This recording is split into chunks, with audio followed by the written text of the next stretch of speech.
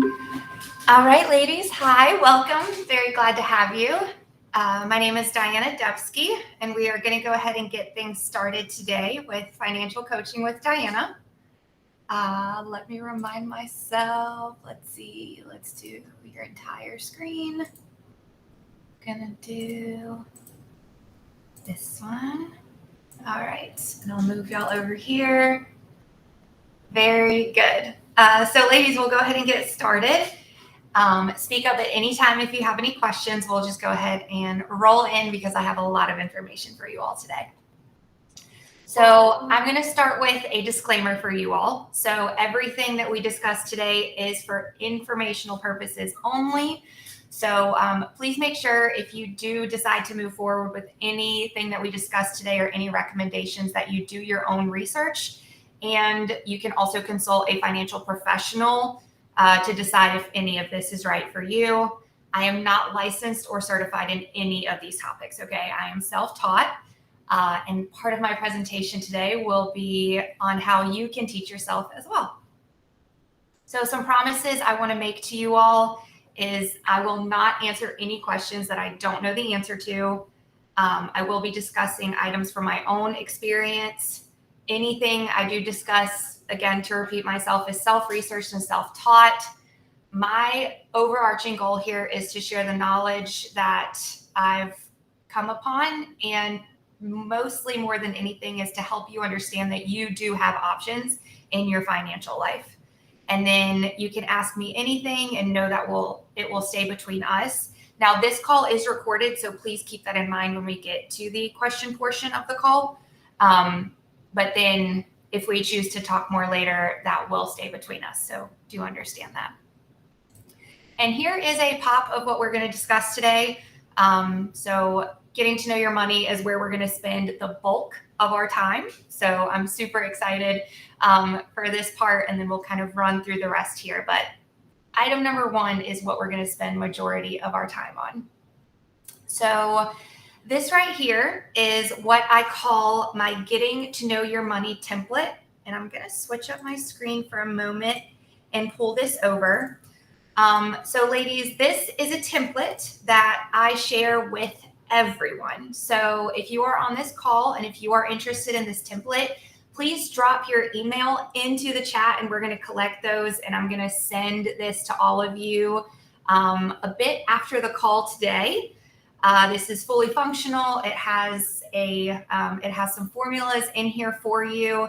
And this is my pride and joy. This is what I spend the majority of my time on. I use this myself.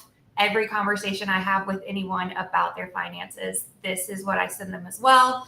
I have 2 people on this call actually that have already seen this before. So yes, I use this a lot in everything. So again, if you want this, please drop your email in the chat and we'll send it to you shortly after the call today. So I want to go over the different parts of what you're seeing on your screen. So again, this is something that I call getting to know your money. I don't like the ugly B word, budget. I don't like thinking that you have to restrict yourself with your money. I prefer you get to know your money, understand what you're spending and what you're making, and then understanding your goals. So this sheet gives you a holistic view of everything that your money is doing. So when I send this your way, the goal of this sheet is to first think about what you spend your money on. So you can use the list that I've made here. You can add, switch, and subtract things here of what you spend your money on. So that is this section here. And as you fill in numbers, I'll show y'all in a moment, everything is pre-calculated for you. So if you throw things in, as you see, the amount is updating here at the bottom. So this is super, super fully functional.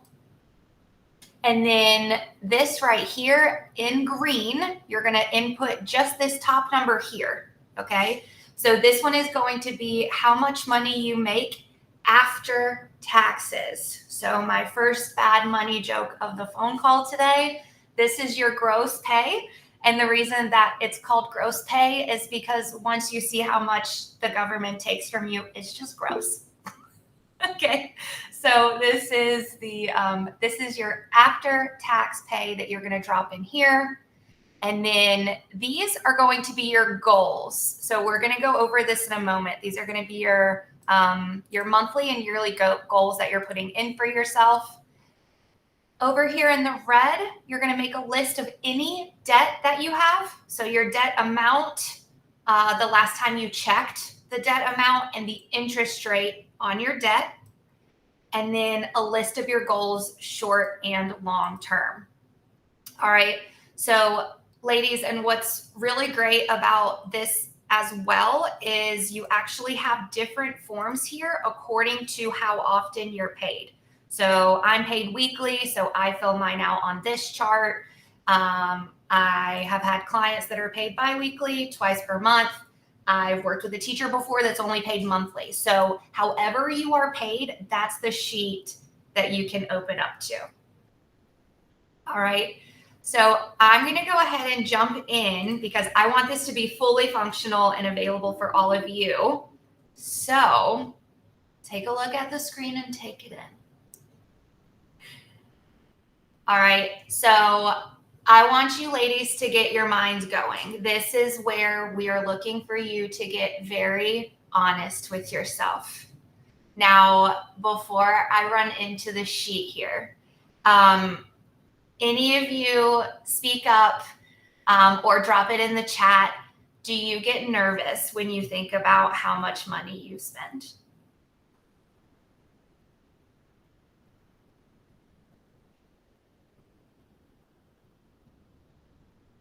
I'm looking for the chat. There it is. Okay, I've got a yes in there. All right. Sometimes. Okay, very good. So here's the thing with this activity, ladies. This is a time where you are going to be super honest with yourself. You're going to take care of kind of maybe sort of some of the boring stuff in your life, right? Your rent or your mortgage, your car insurance, your oil changes. But if you like your coffee, throw it in here, or your avocado toast. If you go out with the girls once a week and you spend $50 every time you go out, I want you to throw this in here for yourself, right? So right now, zero judgment zone. I want you to be honest with yourself about what you're spending your money on, okay? So I've put in some stuff that other clients have brought up to me, some stuff that I spend money on. So again, this is for you. It will auto-calculate everything that you are spending your money on, okay? So this is something that you can take a look at on your own and drop some things in, all right? And I do want to talk about this one here as you girls, your gears are turning and thinking about what you're spending your money on. So a question that I get sometimes is, Diana, how do I know my electricity bill? My electricity bill changes every single month, right? So how do I know? So I want this to be as accurate as possible. So what I would do for this one, if you have access to it, take a look at your last 12 months of power bills, electricity bills, and then add them all up, divide by 12. And then I would add like a $5 or $10 buffer, right? Like in the wintertime, my bill is closer to 35, but right now in the summer, more so like a month ago when we were having 95 and 100-degree days, it was probably closer to like 65, $70, right? So I kind of threw in an average of here of what my electricity bill is. If you get your nails done and your hair done, girls, throw this in too. So variable versus fixed. So girls, talk to me, or again, throw it in the chat. Any questions while your gears are turning? Any questions maybe about what you would do with some of your expenses that might not be the same every single month, right? Like your rent and mortgage will be the same, but there are things like groceries or your gas for your car. Any questions you have while your gears are turning of maybe some things that you would wonder how much to put down or where it goes?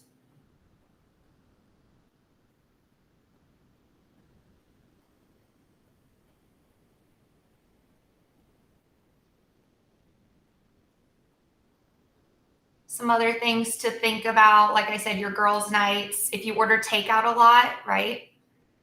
You can drop all of those things in here just to be honest with yourself. All right, I have a raised hand. Yes, Robin.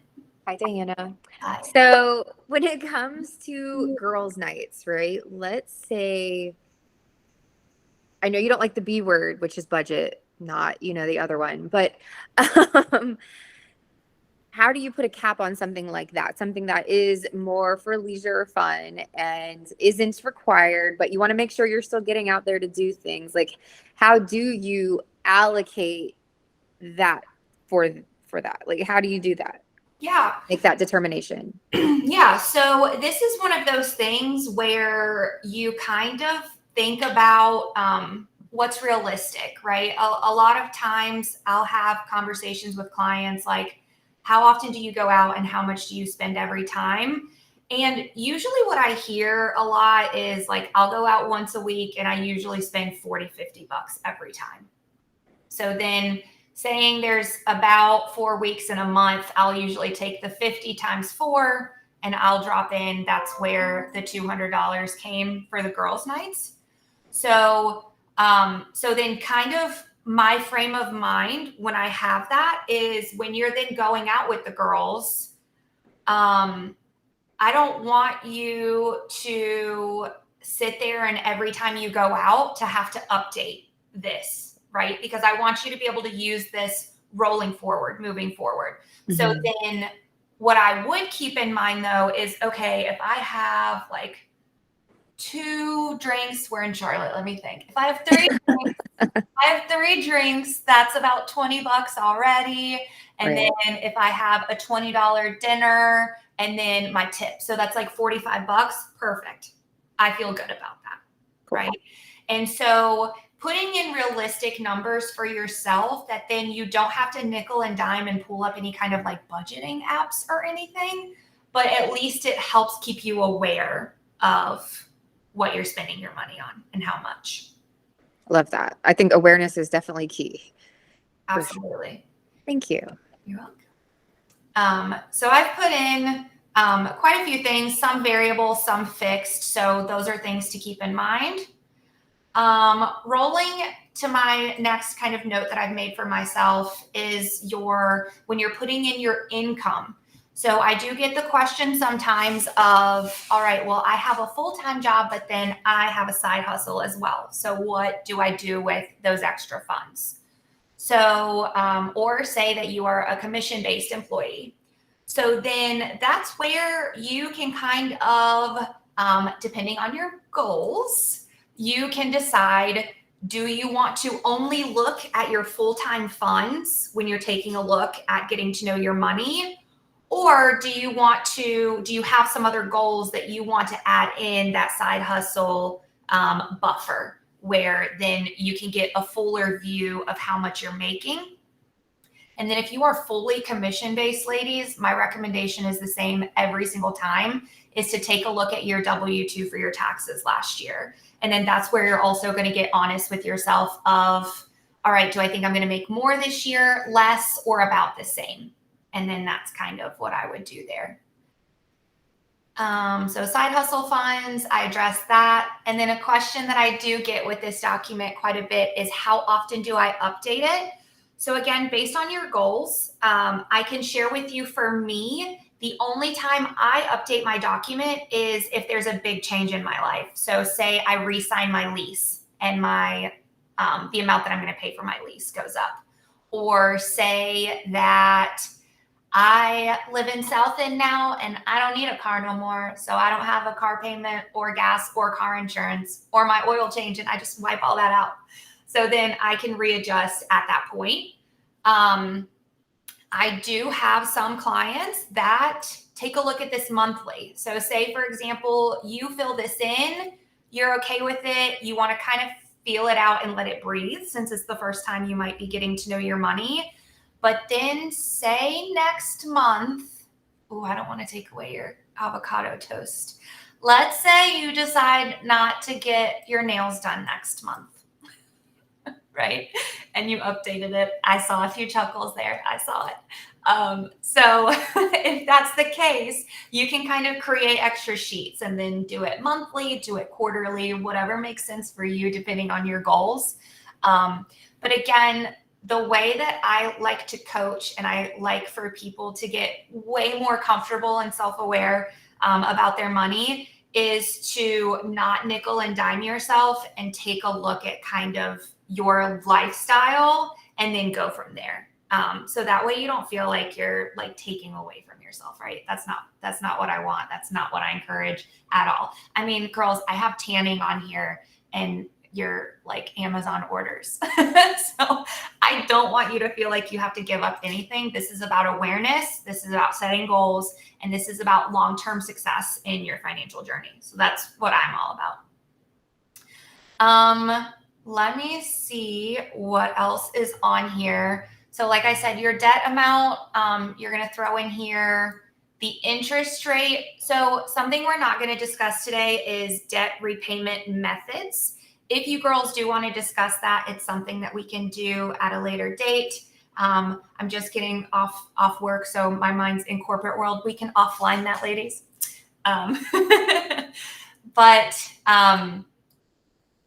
What are you girls thinking? Questions, thoughts? What's on your mind as you take a look at this?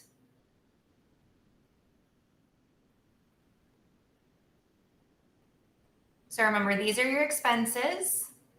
You're going to plop your income in here. And then here's a fun one. Here are your goals. So a question that I got on my last coaching call was, Diana, I want to, I spend a lot of money at Christmas every year. What can I do? How can I save money for that? So let's drop in, expenses are in. Let's say, got some whopping paychecks here. All right, so check this out, ladies. So this person is spending a little over $3,500 a month, right? These are their monthly expenses, variable and fixed, right? Because we have some variable ones with like the groceries kind of change every month. Their avocado toast might change every month, right? So kind of like a full view of what they're spending their money on. They threw their paycheck number in here. And then these are their goals, right? So take a look at this. This in orange you will never touch, ladies. These are a bunch of formulas. What this is showing me is that with what this person spends and what this person makes, they have about $180 a week left over, about $363 per paycheck, and then almost $800 a month, right? Which is really cool. So this is where this person can take a look at their goals. So I'm expanding. So Hillary, I don't think we touched on this last call. So I hope that this is a bit of a deeper dive that you can look into this. So now take a look at this. What this is showing me is I still have over $181 per week for some short and long-term goals, for maybe investing, right? So this person is actually in a really good spot, this rhetorical person that's on our screen right now. So now let's say they want to get ahead on their credit card payments. So every paycheck, they're going to put like $50 against their credit card payment. They do not have a full emergency fund yet. So they're going to put another $50 towards their emergency fund. And then it's August, Christmas is coming quick. I want to put like $30 from every paycheck into a Christmas fund. That leaves me $50 a month. Let's see, my other goals. So imagine that these goals, not even imagine, right here, these are my goals. These are my theoretical person's goals. So they want to pay off their credit card. They want to get their full emergency fund, student loan, etc. You girls can read. So now you can manipulate this sheet based on how much you have left of how quickly you can attain some of your goals, right? So car taxes and tags, right? Yeah, your plate and like the renewal and all that stuff, right? So it's been a minute since I've paid that. I think the last one I had was maybe $240, and then that's not a number, but 240 divided by 12 is $20. So $20 a month, I can put away $20 a month. So that's going to be, but I'm getting paid this, I'm doing bi-weekly is the template that I pulled up. So $20 every paycheck, let's say $15 every paycheck then I'm putting aside for my car taxes and tax. And so I'm going to put that in a high yield savings account that we're going to go over about 3 slides from now. And these are the things that I'm saving, right? And then this still leaves me a little cushion of about $40 a month for whatever else I need. I've been talking for a hot minute. Ladies, thoughts, questions? Where's your head at? What you thinking? A grease fund. Yes, someone put that in there. Oh, what percentages do you recommend for goals? Wonderful question. Okay. So again, sorry, I kind of mumbled. What percentages do you recommend for goals? So what I would recommend here is priorities, right? So say, for example, you're already paying the minimum on your credit card payment, but you do want to get ahead of it because interest blows and you're trying to get rid of that debt. So that would be something that I would prioritize. I don't know that I would look at it as a percentage. Honestly, what I would look at is how much money you have left over once your bills are paid, and then what your priorities are for paying off things and obtaining your goals. Right? So does that answer that question there? Yes, thank you. Okay. Any other questions or thoughts before we start rolling forward?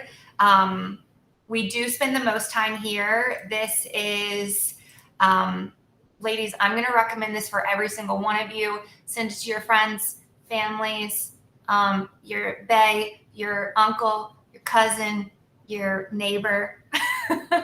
This is step 1 in feeling more confident about your money, right? If I asked you all the question right now, do you know how much you spend every month? Do you think that you could answer the question?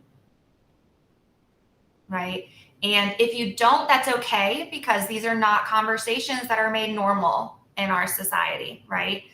I got a no thank you in the chat. I get it. That's fine. But what I will tell you is that knowing this information will open the door to so many other things in your life, and just, again, bringing it back to awareness, right? Good news, I can tell you 85% of people that I've worked with on this, that have allowed me into their worlds to help them with this, 85% of them make more than they spend, right? And nothing wrong with the 15%. They just weren't aware. And those are the people that usually, after they work with me, leave my apartment crying happy tears because they have a plan and they feel such relief that they can now answer some of those questions. So I do encourage you to start here, whether it's on your own, if you have a partner, if you have a roommate, right? Things like that. This is where I would start that conversation and your time.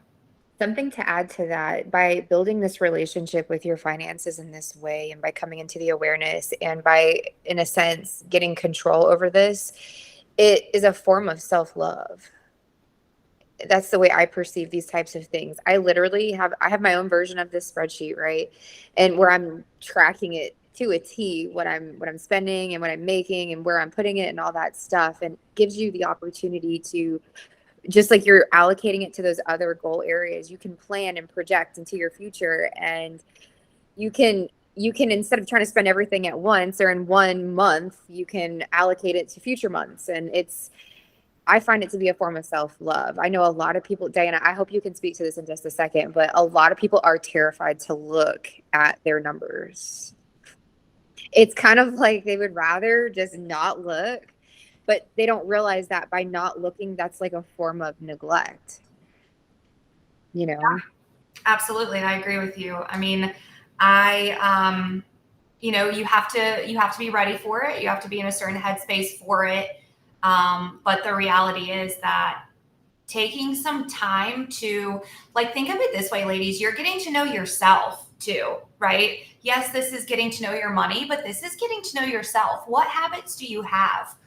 Do you have forms of self-care, right? Do you have other things in your life that bring you joy do you have things in your life that make you healthier? Do you have things in your life where you get to dress up and strut, right? That's what this is for, ladies. It's getting to know yourself, blanketed as a Diana made getting to know your money spreadsheet. Heck yeah. All right, so I'm going to continue rolling since we're 30 minutes in, but this is not a closed conversation. So if you think of something a few minutes from now, I'll bring it right back up, okay? So again, if you missed it, throw your email into the chat and I will make sure to send you this template along with this example. I'm not going to hide this sheet. So again, you're going to choose whichever one of how often you get paid to fill in. And then I will leave this in here for y'all as an example as well. So you can follow this. All right. So rolling back to the PowerPoint, I would love all of you to start here. Now, the next topic is the correct order of finances. And the reason that I am doing quotations is because it is very, very dependent on what your goals are, which we'll get to as well. This is actually not something that was created by me. This is, again, as I do encourage you ladies to do your own research, this is straight off of Instagram. This is like tried and true. Majority of any financial influencers that you may follow or get to know in your journey, they will give you this order. I just have one thing on here that I would switch the order of. Can you make this bigger? Yes. And ladies, also what I can do is throw this PowerPoint in the email I sent to y'all along with the getting to know your money template after the call as well. So you can take a look. So, so the only one thing, and I made a big green arrow here of what I would switch the orders in. My first recommended step in your personal finance journey is going to be to build an emergency fund first. Their number one recommendation for this specific person that I screenshot this from says to pay off your high interest debt. Here's the reason, ladies, why I recommend to build your emergency fund first and or at the same time. So the reason being is you do not want to be in the worst situation of your life and also be broke, right? And so as much as debt is terrifying and it grows literally daily and monthly, for any client that I have, for any girl that comes up and speaks to me at our walks on Sundays, the first thing I'm going to tell you to do is get to know your money. The second thing I'm going to tell you to do is prioritize building your emergency fund at the same time that you pay off your high interest debt. Is paying off high interest debt, I have a question in the chat I'll read to you all. Is paying off high interest debt first part of the avalanche method? So great question. So the avalanche method has nothing to do with the steps of high interest debt payoff. The avalanche method is one of 3 mainstream recommended ways of paying off debt. So the avalanche method, oh goodness, if I confuse it with the other one, I'm so sorry, ladies, but it's when avalanche, so it starts small. Oh, so you pay off your smallest debt first. So say you have a student, say you have a credit card with $1,000, you pay that off first. Then you have your car payment of $5,000, you pay that off second. Then you've got your student loan of $20,000, you pay that off third. So the avalanche method is a debt repayment method. It is not, it's not a step in the debt payoff. Did I answer that question? Yes, no, maybe. I'll take the silence as a yes. But all right, so I'm going to keep rolling forward because my next slide is actually on an emergency fund, because this is how important I think an emergency fund is, that it's literally my next slide. So an emergency fund, I've got some information here on why do we need emergency funds. So for health issues, for home repair, job loss that happens, right? An unexpected trip, or for a relative's death, something like that. So things come up in life, right? There was my friend got rear-ended the other day, and so then they needed a rental, and the friend is okay. They needed a rental, but their deductible is $500, right? That you need an emergency fund. Life happens, ladies. So again, you don't want to be in a situation where you're already stressed about having to call the insurance company, having to go get a rental, waiting to find out because they tell you the car will be ready in a week, but it's ready in like 4, right? All these things. So having an emergency fund is something that will help you feel more confident when the no filter here, ladies, when the oh shit moments come up in your life, right? So start with $1,000 in your emergency fund, then 3 months, and then 6 months. You will, in the financial influencer world, you'll hear anything from 3 months to a year. I'm a big proponent about for doing 6 months. And then if you have children or you're a homeowner, my recommendation is 12 months. And ladies, the question may come up, how much should my emergency fund be? I'm so glad you asked. So do you see here in the getting to know your money sheet, this person is spending $3,500 a month. So you're going to take this number times 6. All right, that will be your emergency fund. Getting some questions. What is your opinion about using the emergency fund versus using the Firestone credit card for that car expense? So this is a wonderful question. And my assumption is, correct me if I'm wrong, that the question is because the Firestone credit card gets you either some points or like some sort of discount. Am I safe in making that assumption? So for me, it's like I always tend to kind of cringe when using emergency fund money. I'm like, no, but I don't want to touch it. So then I'd rather use the credit card, which literally gives me no points, but it just gives me time to pay it versus having to touch the emergency fund money. Okay, perfect. I get the question then. So I'll answer your question with first a question. Are you paying interest on this credit card? So Firestone, no interest if it's over like a certain amount. So usually it's no interest for 6 months. Interesting. Okay. So then this is the way that I would answer that. If you have the self-control to pay that off in said 6 months, totally put it on a credit card. Yes. Assuming you have the self-control to do so. Otherwise, I would pull from your emergency fund that you are, after this call, going to put into a high yield savings account, which is my next slide. So I'll discuss why I would recommend that. But that would be, I know it's not a black and white answer for you, Hillary, but if you have the self-control to pay it off in 6 months, then put it on the card. Otherwise, I would take it from your emergency fund. Thank you. That helps. You're welcome. All right. So here's the amounts of your emergency fund. I told you ladies how to calculate it.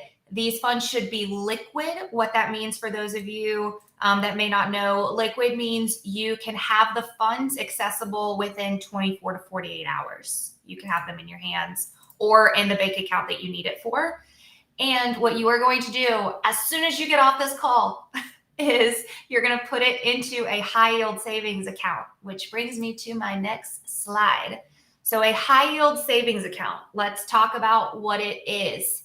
So a high yield savings account is majority of the time, an online bank, and they are able to offer interest rates higher than a regular bank. So let me dive into that for a moment. So have you girls ever had a savings account and you'll randomly notice like 3 cents or 7 cents pop in there and it says interest and you're like, okay, what? Like what is this? I don't understand. So the national savings rate average on a savings account is 0.1% APY, excuse me. Now here's a discretion. The high yield savings account is not an investment tool. However, they do offer higher interest rates than a regular savings account because as an online bank, they don't pay overhead, right? So they don't have to pay rent for their banks. They don't have to pay to build the banks. So they're able to offer you higher interest. And as what's going on in the chat right now, yes, the interest rates are going up to help fight our current inflation issue. But right now, as of last night, so I have the Marcus high yield savings account. Their interest rate is 1.7%. And to bring it back, ladies, to my disclaimer about this not being an investment tool, let me not yank your chain. This is not great amounts, right? So I gave you the example of maybe getting like 3 to 7 cents in your savings account. So if you have $100 in your bank account and you put it in a high yield savings right now that's at 1.7%, over the course of 1 year on $100, you're going to get $1.70, right? On $1,000, you're going to get 17 over a year. So again, I don't want to excite you. I'm educating you that this is a good option because you do technically make money while you're sleeping. So look at this, $10,000 will get you $170 over a year. So dropping it back to this example where just their monthly expenses are $3,500. So if you do this, and if they have a fully funded emergency fund, they're going to have over $21,000 in their high yield savings account for a 6-month emergency fund. So then instead of 170, this person in 1 year is going to make about $340 in their high yield savings account for doing nothing, for keeping it in a bank account, right? So my recommendations for high yield savings accounts, Marcus is who I use. Ally is really good. On the last coaching call that I did, I had somebody that had an American Express high yield savings account.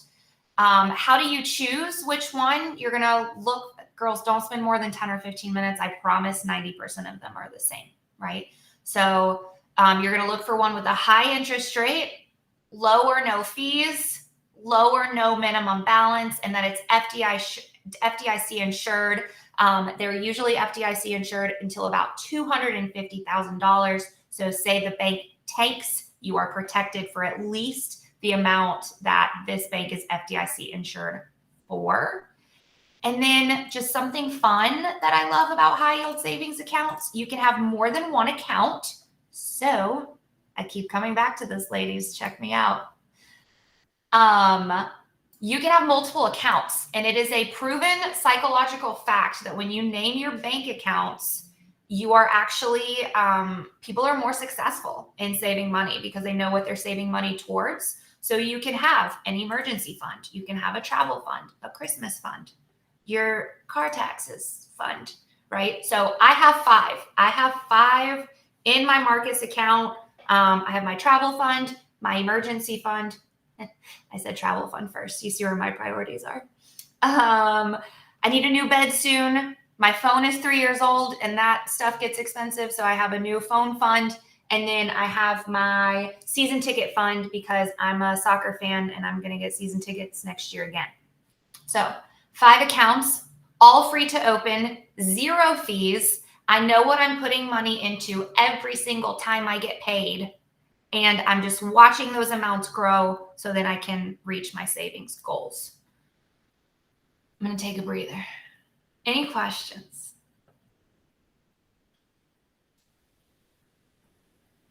Any thoughts?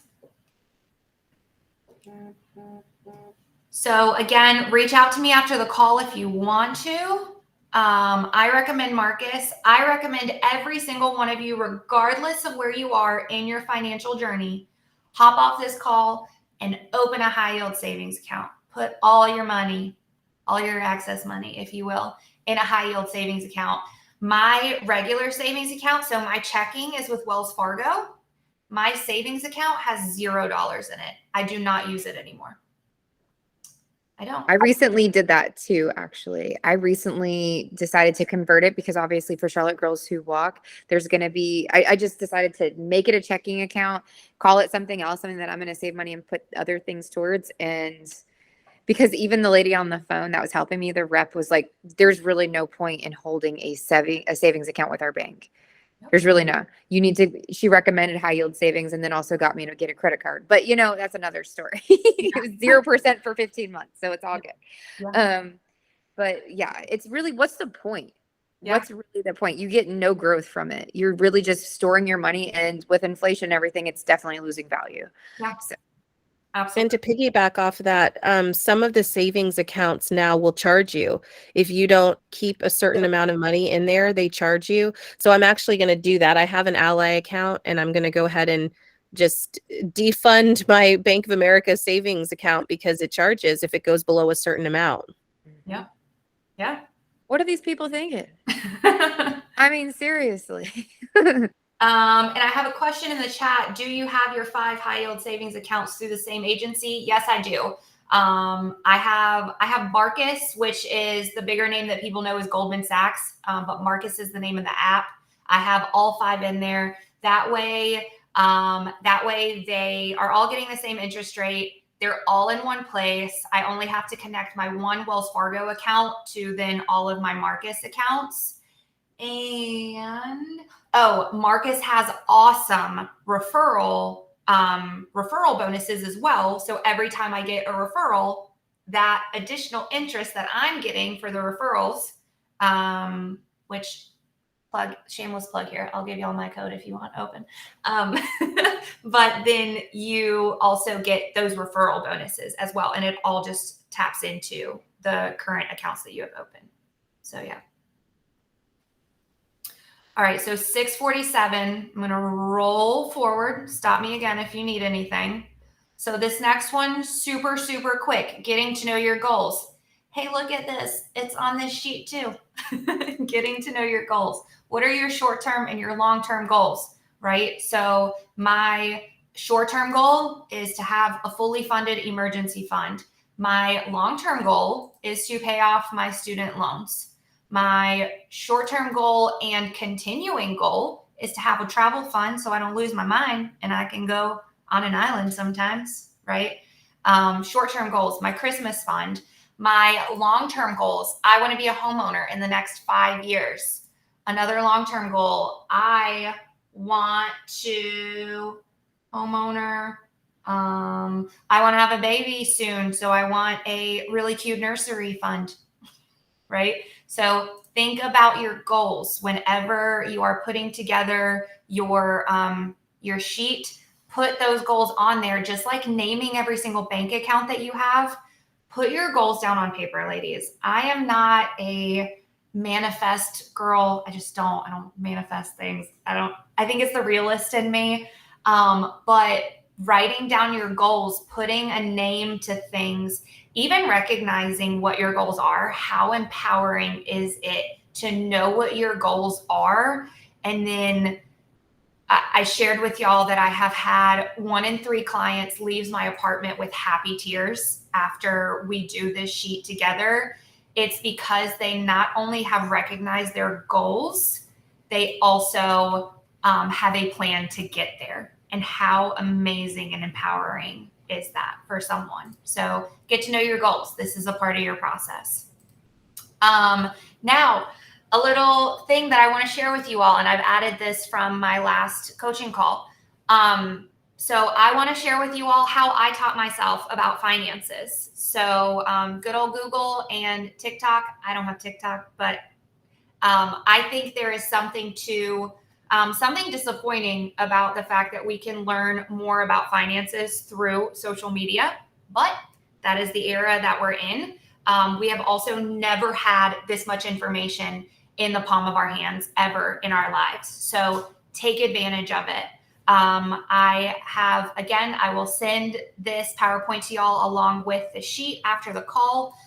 These are the 3 podcasts that I listen to about finances. The Money with Katie show. She's really funny. She talks really fast. So you might have to listen more than once, but this girl, woo, she's like 27, I think, already retired. Like, she's incredible.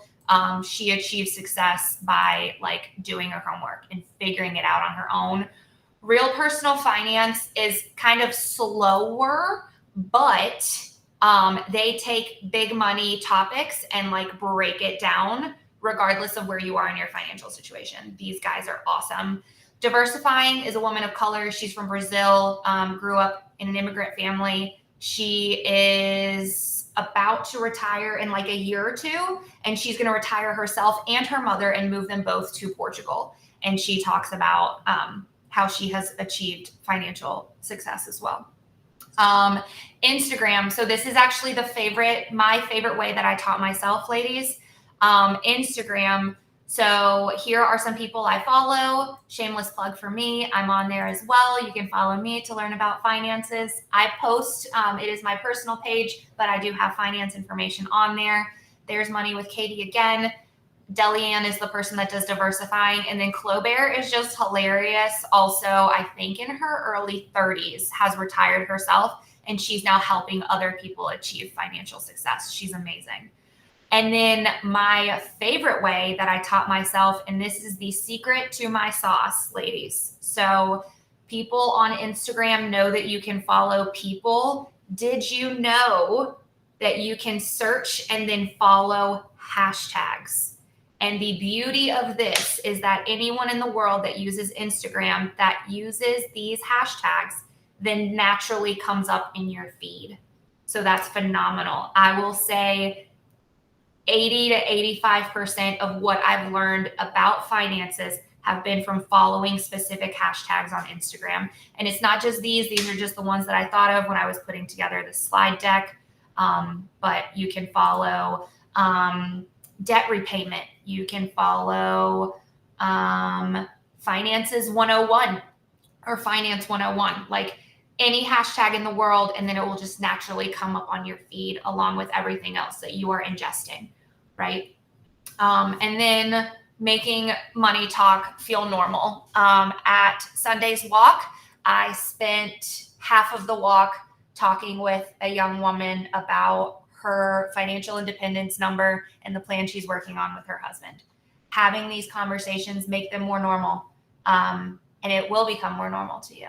So my final slide here, if you do want some more time with me, these are some of the topics that I'm familiar with. So I do take clients, and I do encourage all of you to continue having the conversations about finances, whether it's with me or with anyone that you trust or on the gram. So these are some things that we would discuss. My contact information is here in the bottom left-hand corner if you want to move in that direction. And that's all I have for you, ladies. Thoughts, questions? How can I help? What can I do? Woo! I'm going to go ahead and stop recording. Okay.